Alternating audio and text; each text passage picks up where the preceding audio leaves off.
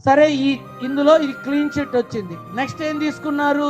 మామూలు కెమికల్స్ తో తయారు చేశారు. ఎలాంటి కెమికల్స్ అంటే మన బాత్రూముల్లో వేసి క్లీన్ చేసే కెమికల్ ని గీలో వేసి దాన్ని మళ్లీ లడ్డు చేసి మనం తినే పరిస్థితికి వచ్చామని వస్తున్నాయి. బాత్రూమ్ కెమికల్స్ తీసుకున్నారు, అవునా? బాత్రూమ్ కెమికల్స్ ఏమన్నా రోజు వాటరు, పన్నీర్ వాటరు, సెంటు వాటర్ తో చేస్తారా? చెయ్యరు. స్పిరిట్, యాసిడ్, కెమికల్స్ తో ఉంటుంది. మరి ఈ కెమికల్స్ ఉన్నటువంటి విధానం లడ్డూలోకి వస్తే లడ్డు అదే రూపంలో ఉంటుందా?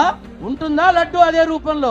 నేను సూటిగానే ప్రశ్నిస్తున్నా, ఏమాత్రం ఉండదు. సరే, నిన్నగాక మొన్న పెద్ద ఎంక్వైరీనే వేశారు కదా, రాజమండ్రిలో ఏదో పాలకి సంబంధించిన విధానంలో కల్తీ జరిగిందని. వేదవాది కల్తీ పాలు తాగితే హాస్పిటల్ బోధిలో పెడుతున్నారు, ఫుడ్ పాయిజన్ అయితే ఏకంగా వైకుంఠానికి పంపిస్తున్నారు.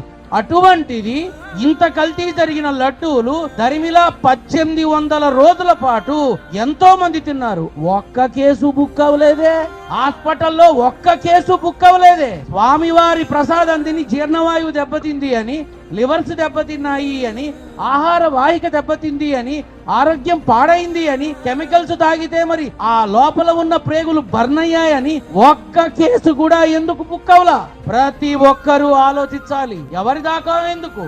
నేనే రోజు తిని వస్తున్నా తిరుమల ప్రసాదాన్ని, మరి ఏమీ కాలేదుగా. దీన్ని బట్టి ప్రతి ఒక్కరూ ఆలోచించాల్సింది ఏమిటి అంటే, రాజకీయం చెయ్యాలి, రాజకీయ పరమైన యుద్ధం చెయ్యాలి.